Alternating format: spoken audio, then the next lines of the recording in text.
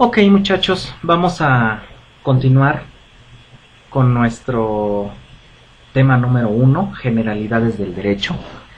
En esta ocasión vamos a ver el siguiente subtema, el 1.2, denominado misión epistemológica de la práctica de la teoría jurídica. Ese es el siguiente subtema. Vamos a ver en qué consiste esta misión epistemológica de lo que es la teoría jurídica. Vamos a partir de lo que habíamos comentado un poquito en el subtema anterior, de lo que es la teoría general del derecho. Habíamos señalado que esta teoría general del derecho tiene como finalidad estudiar aquellos fenómenos jurídicos, es decir, hacer un análisis de los mismos, generar un criterio y de alguna manera proponer soluciones, dar respuestas a los diversos problemas que acosan dentro de la sociedad. ¿Ok? Bueno, pues vistas así las cosas, dentro de lo que es esta misión epistemológica, tiene una cierta similitud con la aplicabilidad de lo que es la teoría general del derecho, ya que ésta se puede inferir como una serie de teorías, desde luego generales, de teorías jurídicas, que tienen una relatividad con el estudio de lo que son los fenómenos jurídicos. Hasta ahí no hay gran diferencia con lo que es la teoría general del derecho. Pero aquí viene, o más bien aquí les voy a señalar una de sus primeras diferencias. Aquí de lo que se trata es de que una vez que se tenga lo que es el enfoque del problema que se va a hacer objeto de estudio, se empiecen a emitir juicios de valor, criterios lo más uniformes posibles y que de alguna manera se generen conclusiones de una forma ampliada. Es decir, no se trata de agrandar el problema, de lo que se trata es de generar la solución del mismo, pero para un criterio más serio, más profundo en cuanto a su investigación se refiere. Esa es una de las misiones de carácter epistemológico de lo que es la teoría jurídica. Es decir, aquí va a partir de lo particular hacia lo general. Es decir, de lo que se trata es de hacer una ampliación de lo que es el conocimiento jurídico. Es, por ejemplo, cuando se creó el Estado de Derecho en nuestro país, partimos de leyes muy pequeñas, como por ejemplo la ley fundamental que todos conocemos como Constitución Política. Pero de ahí la sociedad fue creando nuevas reglas, nuevas formas de vida, ciertos cambios que dejaron huella dentro de la historia del Estado mexicano, que de alguna manera fueron la pauta para ir generando cada vez conocimientos más complicados sobre lo que es la creación de nuevas normas jurídicas capaces de regular la conducta de esas nuevas generaciones que se fueron dando dentro del Estado mexicano. Y con la creación de estas nuevas normas se fue ampliando lo que es el campo jurídico, y esto genera que se cumpla esa misión epistemológica de lo que es la práctica de la teoría jurídica. Es decir, lo que se trata es generalizar el panorama de un aspecto jurídico en particular, para que de alguna manera se tenga, digámoslo así, más herramientas que sean susceptibles de poder resolver pues conflictos de diversa índole que se dan dentro de la sociedad, y de alguna manera se procure desde luego lo que es la justicia dentro de la sociedad.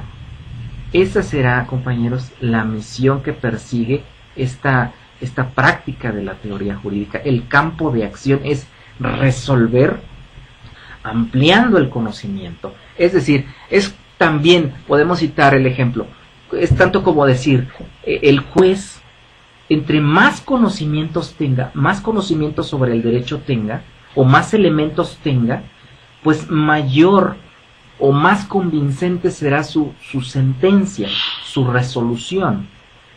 Si el juez se queda corto en conocimientos jurídicos y en cuanto a pruebas aportadas por las partes, pues será muchísimo más pobre su resolución y tendrá un sinnúmero de, digámoslo así, de obscuridades que de alguna manera puedan producir la anulación de dicha resolución.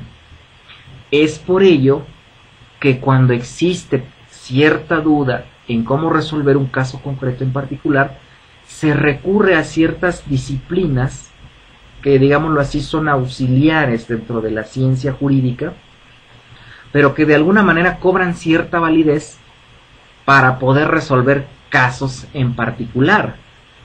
Tal es el caso de el recurrir a los principios generales del derecho, es decir, son conocimientos ampliados a lo que es, digámoslo así, tan solo una norma en particular. A lo mejor una norma te dice es negro, pero los principios generales del derecho te amplían y te dicen es negro por esta y esta situación.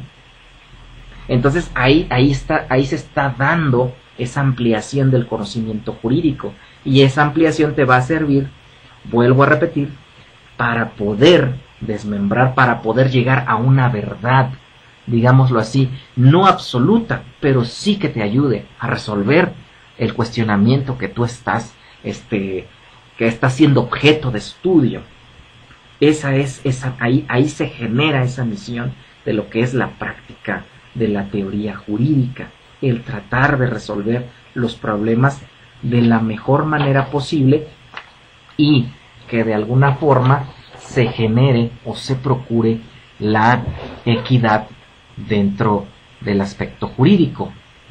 Dentro de este aspecto existen varios autores alemanes, entre los que citan, por ejemplo, Merkel, Bierling, que trazan un programa de una teoría general del derecho que es concebida como un conjunto de generalizaciones relativas a los fenómenos jurídicos.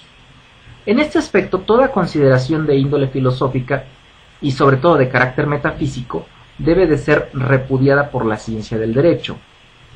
Para establecer la definición de lo jurídico, de acuerdo con estos autores, hay que poner en práctica procedimientos que sirven, como por ejemplo el astrónomo y el físico. Es decir, ellos se valían de ciertas disciplinas quizás auxiliares para poder engendrar un conocimiento más sólido, más sustentable sobre lo que es el aspecto jurídico. Finalmente, lo que yo les estoy señalando es la misma situación, nada más que un poquito más técnica, de lo que es la práctica de la teoría jurídica. Es decir, finalmente la cuestión es la misma, el objetivo es el mismo, ampliar el conocimiento, llegar a una conclusión y que dicha conclusión sea lo más justa posible y que sea desde luego abocada a la realidad social.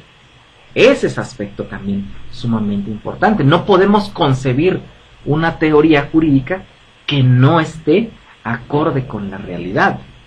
Eso sin duda son aspectos verdaderamente importantes. Ahora bien, siguiendo con este aspecto de la misión epistemológica de la práctica de la teoría jurídica, tenemos que su objeto es llegar a obtener con instrumentos los conceptos genéricos de la ciencia del derecho, empezando por el concepto del derecho mismo. Esto tiene mucho de razón. ¿Por qué lo digo? No podemos, como dicen por ahí, no podemos correr si no sabemos caminar. Entonces, para poder desmembrar y resolver un caso en particular, debemos comenzar por tener idea de lo que es el derecho y para qué sirve el derecho y cuál es el valor supremo que persigue el derecho. Sabemos todos que uno de los valores supremos es regular la conducta de los individuos, es decir, conservar el orden. mediar circunstancias, resolver conflictos. ¿Ok? Todo ello a través del Estado. ¿Y cómo? Pues a través de los diversos poderes que integran el Estado: ejecutivo, legislativo y judicial. Eso yo creo que ustedes lo saben. Y eso también se encuentra, además, dentro de la misma Constitución. Pero siguiendo con este objeto, mediante la abstracción de las características generales de los conceptos manejados por las ciencias del derecho, se pretenda lograr una serie de conceptos válidos, de conceptos que sean sustentables, aceptables por todas ellas y que de alguna manera estén engarzados, por lo tanto, en un sistema unificador. Es decir, a unificar los diversos criterios jurídicos para emerger un criterio uniforme, pero con una fuerza que sea de tal grado que procure la justicia en cualquier circunstancia que se pueda presentar.